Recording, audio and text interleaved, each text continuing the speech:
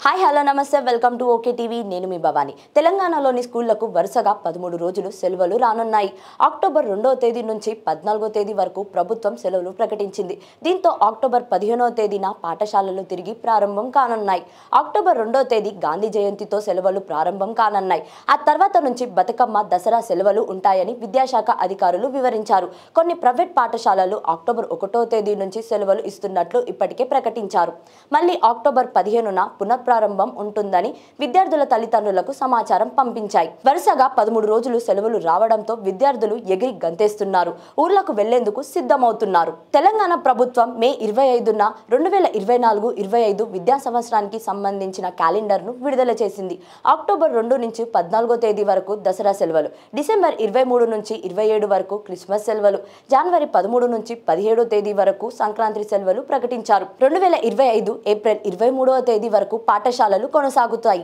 2025 ఫిబ్రవరి 28వ తేదీ లోపు 10వ తరగతి ప్రీ ఫైనల్స్ పరీక్షలు నిర్వహించనున్నారు 2025 మార్చిలో 10వ తరగతి వార్షిక పరీక్షలు నిర్వహించనున్నారు ఇటీవల తెలంగాణలో భారీ వర్షాల కారణంగా స్కూళ్లకు సెలవులు ప్రకటించారు ఆ తర్వాత 14, 15, 16వ తేదీల్లోనూ సెలవులు వచ్చాయి 17వ తేదీ కొన్ని ప్రాంతాలలో వినాయకుడి నిమజ్జనం సందర్భంగా సెలవులు ఇచ్చారు ఇటు సెప్టెంబర్ 22, 28, 29 తేదీల్లోనూ స్కూళ్లకు సెలవులు రానుంది దీంతో సెప్టెంబర్ అక్టోబర్ నెలలో స్కూళ్లకు ఎక్కువగా హాలిడేస్ వచ్చాయి మరోవైపు సెప్టెంబర్ 20వ తేదీ నుంచి తెలంగాణలో భారీ వర్షాలు కురుస్తాయనే అంచనాలు ఉన్నాయి ఈ నేపథ్యంలో అతి భారీ వర్షాలు కురిసే ప్రాంతాలలో మళ్లీ స్కూళ్లకు సెలవులు ప్రకటించే అవకాశం లేకపోలేదు